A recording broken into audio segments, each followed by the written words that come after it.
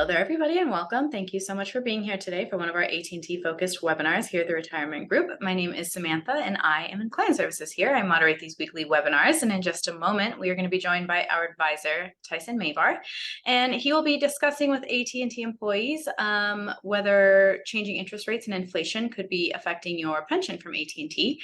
He'll also go over how to calculate your pension and how to determine the best retirement date for you. Before Tyson comes on, however, I'd like to very quickly remind you that although we work very closely with both active and retired members of AT&T, the Retirement Group is not affiliated nor endorsed whatsoever by AT&T. We are a completely independent group of financial advisors here, so please do keep that in mind.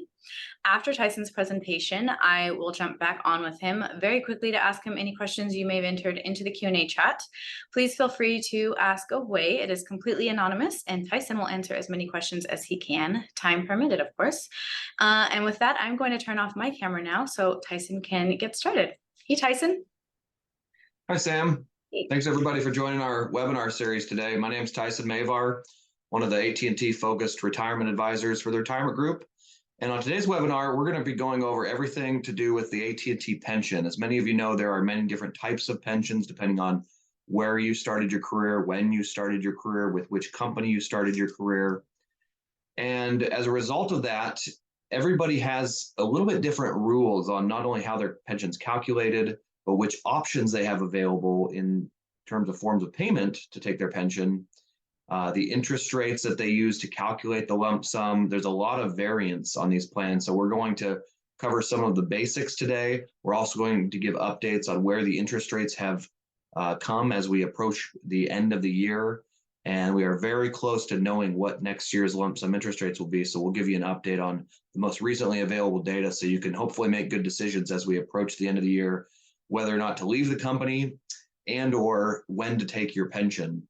And some of the rules that go with that. So those of you who aren't as familiar with us, Retirement Group's been around about 34 years now, helping employees of Fortune 500 companies retire. AT&T happens to be one of the companies we've worked with for the longest. Like Sam said, we're not affiliated with AT&T or endorsed by AT&T. We just have a lot of clients from AT&T. And take it upon ourselves to understand everything there is to know about your retirement process and build retirement strategies to effectively retire from the company based on what you have available in your benefits, the tax issues and tax implications of different decisions, and the timing of different decisions, which we find is very, very important, not only timing on retirement, but timing on when to take your benefits. And in doing so, we hope that we can add more value to your situation and your plan than some of our competitors in hopes to earn your business, as we are financial advisors and we manage retirement assets through Charles Schwab as independent advisors. We have a lot of complementary services we strongly encourage you to take advantage of. Even if you already have a financial advisor, or maybe you're planning on just doing everything on your own and not working with an advisor, we'd still encourage you to take advantage of some of the various resources we have available. The retirement cash flow analysis, I would say, is the most valuable, putting not only comparison on different retirement dates, but comparison on a lot of different decisions, such as how to take your pension, whether or not to pay off debt, whether or not you need a trust or different estate planning strategies throughout retirement, the timing on different decisions. This is also how we will build an investment portfolio based on not just your risk tolerance, but your cash flow need as well. And once you get to retirement, for many people that are giving up that steady paycheck and forced to create your own paycheck, this is really, really critical in this process, going through the exercise of running a cash flow analysis. Take advantage of it. It's a complimentary service. If you haven't done so already, or if it's been a while since we've updated your analysis, let us know so that we can do that, as many things have changed just in this last year with regards to interest rates, the economy, tax rules have changed. It seems like those are changing on an annual basis now. So let us do this for you. We're happy to do it if you're willing to spend some time with us. All right, so as far as the pension goes at AT&T, for all pensions, age 65 is what is considered the normal retirement age. That doesn't mean necessarily that you're going to have age penalties if you retire before age 65, but this is important for purposes of calculating your pension. And for many employees, there's a service pension eligibility requirement. Not everyone, but many employees have to either get 30 years of service or a combination of age and service that adds up to 75 in a very specific way, also known as the modified rule of 75. And for those that are affected by this, it's 50 years old with 25 years of service, 55 years old, or 55 with 20 years of service, or 65 with 10 years of service. You have to meet one of those three age and service criterias or have 30 years of service to get a large increase in your pension. Now, this is not the case with everybody, like I mentioned, and a variety of the pension plans are on a cash balance program, which do not have these strict age and service requirements. So this is why it's critical to understand which pension you're on. You could do that by logging into the Net Benefits website. The title of your pension will be in the pension section.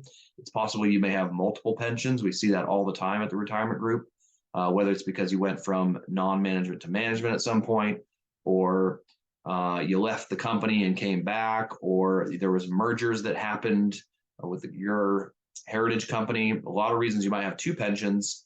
And it's important to understand the mechanics of these to make good decisions on when to retire and which options are going to suit you and your family best. But age 65, normal retirement age, also turns out that the pensions are calculated as a single life annuity and need to be converted to a lump sum. Now, this is not the case with the cash balance pensions. The cash balance equate to a lump sum and then need to be converted back to an annuity if you are interested in taking that form of payment. But for the defined benefit pension plans, the formula-based plans, they're going to start with an annuity and then have to use interest rates as well as your life expectancy to calculate what your lump sum is going to be. And this is going to be important in a few slides when we talk about the lump sum and how that works. So lump sums have been popular for really as long as I have been here at the retirement group helping people at AT&T, which was 2011. I started with this company. They got more popular as interest rates fell and lump sum payments went up for a lot of people. We saw in the last couple of years, though, interest rates have gone up and lump sums have fallen. And this, for some, has made the lump sum a less attractive option on how to take the pension. Although I still talk to a lot of people that are taking a lump sum for one reason or another, might have to do with their legacy plans, wanting a better death benefit or a more flexible death benefit for their beneficiaries. Sometimes it has to do with the flexibility of how to invest that money, and they feel that they can manage the funds better than AT&T or better than their payout options through AT&T. It might have to do with the fact that interest rates are higher now, which is really the whole reason that the lump sum falls when interest rates go up, because we can earn a higher rate of return on the safer investments in our portfolio, like fixed income investments. Bonds specifically are the interest rates that the company uses, corporate bonds, to calculate everybody's lump sum.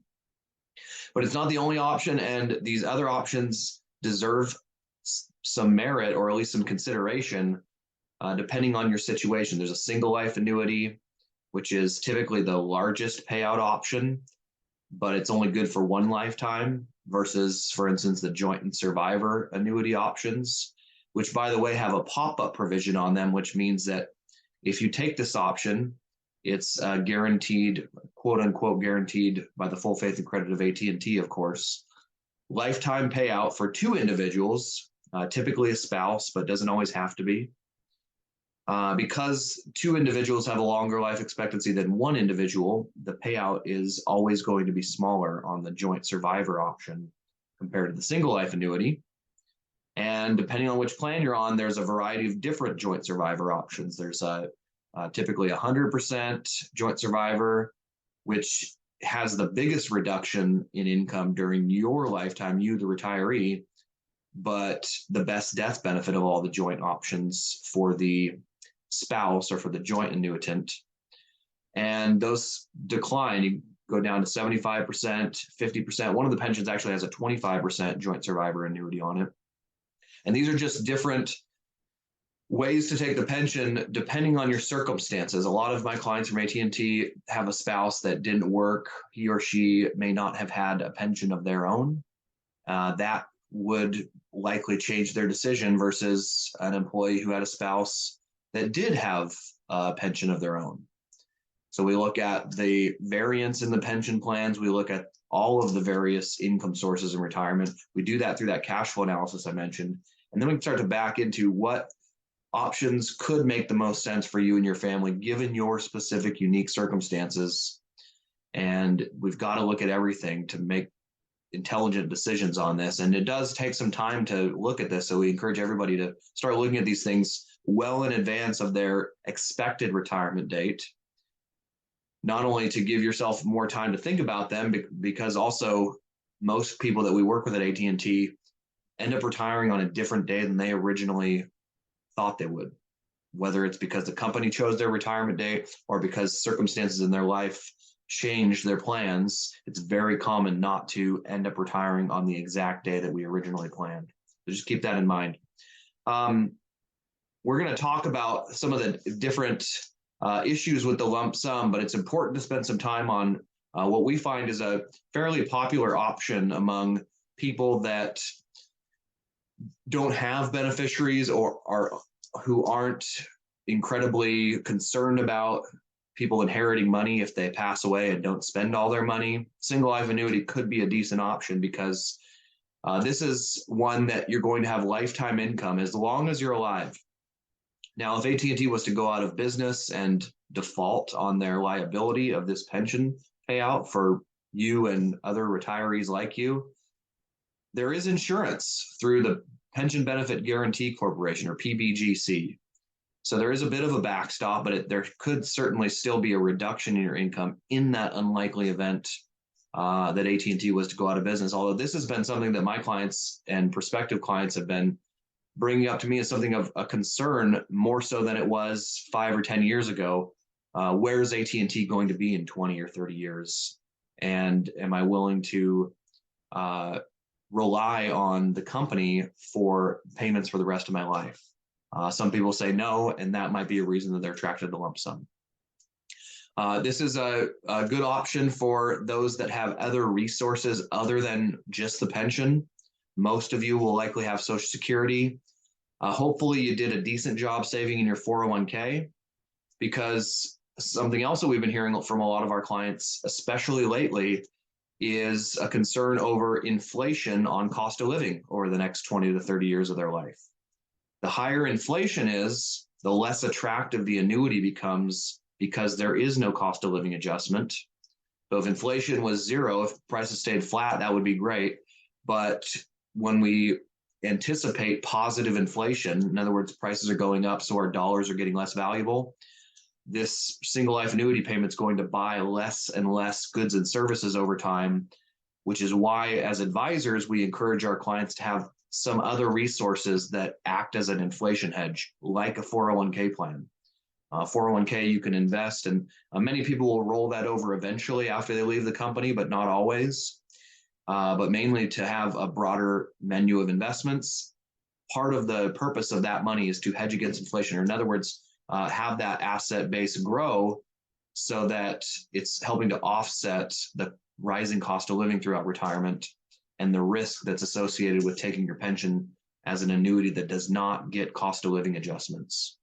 So again, it's going to come down to circumstances. Very important to run the cash flow analysis and have a thoughtful conversation, hopefully with a trusted individual or an advisor that understands the ins and outs of your benefits plans and can really help you consider everything and not overlook any of the important issues when you're making such a big irrevocable decision like how to take your pension.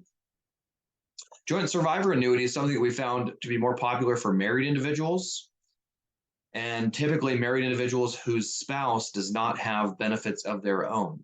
So this is a form of a death benefit wherein you will continue getting paid during your lifetime in retirement, but an additional continued payment will be made to your spouse or to your joint annuitant after your lifetime. Similar in how the lump sum has a cash refund death benefit, or essentially any money that you didn't spend, you will get as a death benefit in the lump sum. When you take an annuity, this is a way to add a death benefit onto your annuity compared to the single life annuity, for example. So different forms of this payment option, 100%, 75%, 50, and in rare cases, a 25% joint survivor annuity.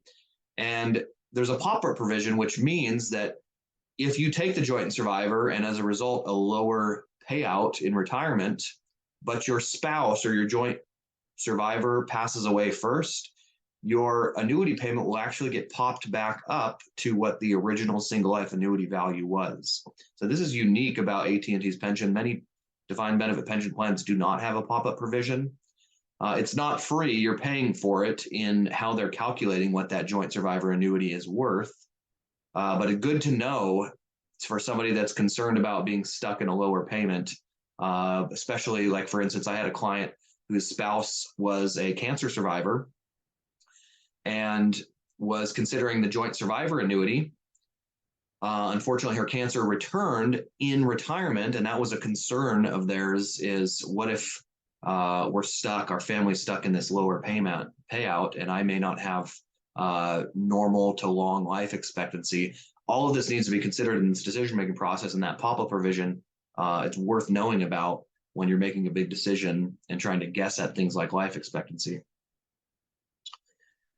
Now, a term that many people don't fully understand, or some people have never even heard before, has to do with pension calculations that use interest rates to calculate lump sums, and it's called a look-back period.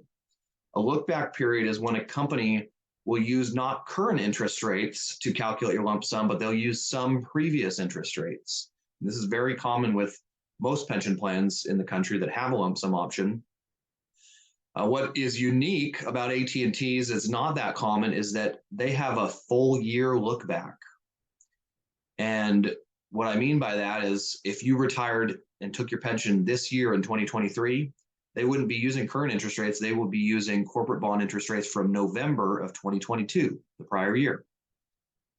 This is also interesting because interest rates can change quite a bit in 1 year's time versus other companies that only do a quarterly look back, or in some that do a monthly look back. This makes it more important to follow interest rates when you're an AT&T employee because of how severe a change in interest rates and impact it can have on the lump sum calculation year to year. And so here we are approaching the end of 2023. We still do not have the November interest rates, and they likely won't be published until December 20th, maybe even as late as Christmas, December 25th of this year. So it does make it challenging to make good decisions. One of the reasons we track interest rates throughout the year is to have at least a decent idea of how far they've changed since last November, although we truly don't know exactly what they're going to be until the IRS publishes these interest rates. Like I said, it's toward the end of December. But it's good to follow these closely. And also, I believe, good to run pension projections assuming changes to interest rates. For example, you could take the October interest rates, which are the most recently published data, and go on to the net benefits calculator, plug those October rates in, see what that does to your pension on January 1st, knowing good and well those aren't going to be the exact rates, but they're probably going to be close since October is certainly close to November. And then get an idea of what's the dollar amount you stand to potentially lose or gain if we're in a different environment where interest rates were falling based on what's happened to interest rates this year. We actually have these rates. I'm going to zoom in to this table that shows the most recently published data from October. You see there's 3 interest rates that are tracked. 5.77 for the first segment, 6.14 for the second segment, and 6.19 for the third segment. These are based on short, intermediate, and long-term corporate bonds, respectively. Now, we also are showing what November of 22 interest rates were, which was what people who took a lump sum this year got on their pension. And look, you can see all 3 rates have continued to go up. They went up to a pretty unprecedented degree last year. And although we're not expecting next year's lump sum losses to be as bad as last year's, you can see that all rates are higher, which means we are expecting even lower lump sums in January than we were for anybody who retired this year. Another point to make here is that if you've retired and waited to take your pension and are at least considering a lump sum, you probably want to consider taking it before the end of the year. Now, not all of you will have that luxury if you haven't already put in a commencement date, because we are past December 1st, which for many pension plans is the latest available commencement date of the year to lock in this year's lump sum interest rates. If you haven't put an election in yet, it could be too late. One thing that's unique about some of the pension plans is that they'll let you commence your benefit the day after your retirement. So let's say you retire December 5th, you could have a benefit commencement date of December 6th, as long as you made that election prior to December 6th. If not, then for many of these plans, the next available commencement date would be the first day of the following month, and could be any month in the future, but it's got to be the first day of the month, which it's important to know leading up to your retirement so that you don't get a timing decision wrong on either your retirement date or your commencement date and end up losing potentially tens of thousands of dollars in your lump sum as a result. For some people last year, we saw people losing more than $100,000 when interest rates went up. And it was overnight on January 1st when they updated the rate. So pay close attention to this. Call us if you're not sure about how all this stuff works. We're delighted to educate you on this for no other reason than, of course, we'd love to earn your business, but we are still growing our business at the Retirement Group and love referrals. So if you know people that would benefit from talking to us, we hope that you had a good enough experience in visiting with us to help us grow our business and referring us to some of your coworkers. All right, so specifically, the lump sum is the actuarial equivalent of the single life annuity option. In other words, it's what the company feels that you should be paid today to make you indifferent from taking the lump sum compared to the single life annuity, assuming two things: assuming that you live to a normal life expectancy based on your age, and also assuming that you invest your money based on those interest rates that we saw into intermediate, short, and long-term corporate bonds.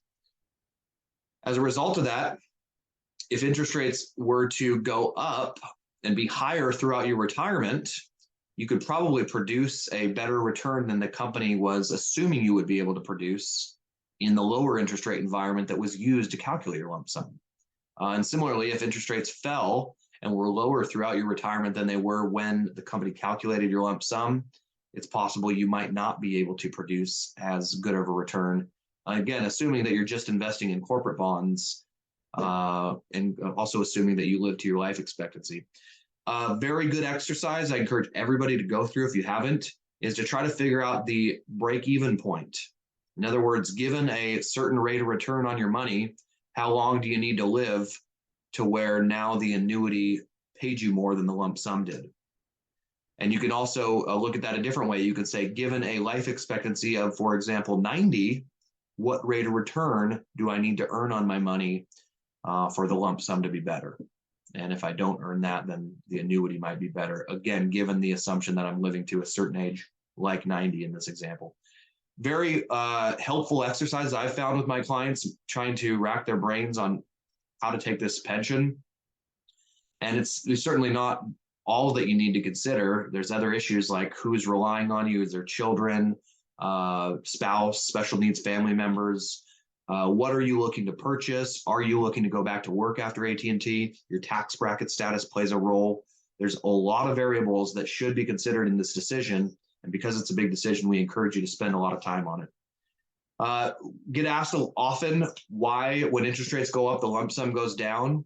Another way to think of this is present value of mortgage payments. So for instance, let's say you're looking to buy a home, interest rates are at 4%. You have a certain budget on what you can afford. You go to a lender or bank and say, I have $19.50 a month is what I budgeted for a home. 30-year fixed loan, they'll tell you that they will lend you, or at least you can purchase a home that's $408,500. So that's your home budget. Again, this is a 4% interest rate environment. And many of you are saying, man, I remember those good days that are past. Unfortunately, it's much, much higher if you're looking to get a mortgage now. But our scenario shows interest rates falling to 3%. What does that do to the amount of home you can afford if your budget hasn't changed, interest rates went down. Well, it turns out the lump sum that the bank will lend you or the house that you can afford goes up because interest rates went down. Same logic for why your lump sum goes down when interest rates go up, has to do with the time value of money and ultimately what you can earn on the money that is given to you ahead of time versus waiting to get paid out for that money based on what you can invest at current interest rates. Now, we found statistically, unfortunately, 74% of Americans over the age of 50 don't have a written plan for their retirement. This is just crazy to me. And I understand it only because I know that retirement is a stressful event. They say it's statistically the second most stressful event in our life for a variety of reasons. It's the chapter of life prior to death. That was one of them. It is the uncertainty that goes with being financially dependent on a corporation to financially independent. It is a change, a major change in lifestyle, your schedule. It's the unknown, the fear of the unknown. So a lot of people would prefer just not to think about it. And unfortunately, that's not a good strategy. If you're willing to spend a few minutes with us, we're delighted to spend a few minutes with you. We are very confident it'll be a good investment of your time. We'll have a few questions for you. We're happy to meet with you in person or on a web meeting, whatever is most convenient for you, to add some value to your retirement strategy. And all we ask, whether or not you do any business with us, help us grow our business by recommending some of your coworkers talk to us. The way to get a hold of us is by emailing us at info@theretirementgroup.com. You can call us at 800-900-5867, or you can take a picture of this QR code here on the left to get onto mine or one of my colleagues at the Retirement Group's calendars who understands the AT&T benefits plans and can help you build your retirement strategy. We also have a LinkedIn page where we publish these webinars that we do on an ongoing basis. So check it out. If you haven't done so already, you might find some content that is timely and specific to your situation. With that, if we have any questions, we do have some time, Sam. I'm going to pass it back to you for any questions that might have come up. Yes, Tyson, let's answer a couple questions. We don't have time to answer all of them. This first one, when I retire, can I wait to receive my AT&T pension and wait for the rates to drop? Great question. Depends. Most plans, yes. Some plans give you a 90-day window to take the lump sum. It's some of the non-management plans. And I would recommend calling us and we can help you identify that really quickly by just running a couple projections, benefit projections, and we can find out what your flexibility is to defer the election of your pension is what you're talking about. And in some cases, they can be very helpful. I would say not currently because interest rates are going up, but if you're willing to wait a few years to take your lump sum and had the idea that interest rates might be going down sometime in the next few years, that might not be a bad thing to consider. So potentially, depending on your pension plan is the answer, though. All righty, thank you. Second one, would it be possible for me to take half the annuity option and half the lump sum option? Possibly. There's a couple ways you could do that. Managers, most managers at least, have a partial lump sum with residual annuity option. Used to be the only lump sum that was available to many managers until I believe it was 2016, I want to say, that they opened up the full lump sum to all managers. The other way, other than taking the partial lump sum with residual annuity, to create your own hybrid option, as I would like to call this, some lump sum, some guaranteed income through an annuity, is by taking the lump sum and using a portion of that lump sum to purchase your own annuity through an insurance company. There's hundreds of different companies out there with thousands of different benefits that you might be attracted to, all of which cost money, of course. This is why it helps to have a full service advisory firm with insurance licenses that can help you navigate that decision. But that could be another way to get, rather than taking all of your pension as an annuity, takes a smaller portion as an annuity, but then cash out the rest of it to invest or to spend, depending on your circumstances. All righty, I think we have time to answer just one more, Tyson. When receiving a lump sum payment as opposed to an annuity, how are my retirement savings safeguarded?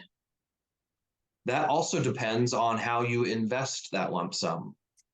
So this is a reason I would say, and probably not a good reason, but for many people, the reason they take the annuity is just because there's less decisions involved. It's easier.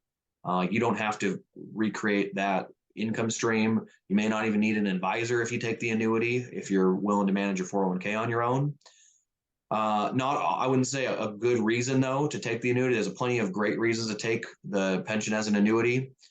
But when you do take the lump sum, there's onus is on you to make decisions on how to invest the money, who to have help you with this, where to roll the money over to. Are you moving it to Schwab or Vanguard or Fidelity? Are you going to put some in an annuity that has some type of assurances to you? That's going to be a function of your risk tolerance, and most advisory firms will do a pretty good job, including ours, of getting to know you and your comfort level with volatility, your expectations for growth, your knowledge level on investments. Part of my job as an advisor is to educate my clients on their options so they feel more comfortable in what ultimately is a good investment for them. Versus, like a lot of clients will have more money than we would ever recommend an AT&T stock, primarily just because it's the company they understand the most. It's the company they worked for most of their career. May not be the best reason to invest in a company just because it's the one that you understand the best, though. So our job is to educate you on the risks involved, the costs involved, the reasons that you would invest in one investment over another. And then at the end of the day, it's up to you to make that decision. We are just guides in that decision. But to answer that question, the safeguards are dependent on the decisions you make on what to do with that money, which should be your advisor's job to help you and guide you through that decision. Alrighty. That is about it for today, Tyson. Any final words? That's all I have, Sam. Thanks for the help today. Thank you, everybody, for attending our webinar series. Everybody have a good, safe rest of the week. And if we don't talk to you, have a Merry Christmas, Happy Holidays, good rest of 2023. And I look forward to hopefully talking to you in 2024. Thank you, everybody. Thanks, Tyson.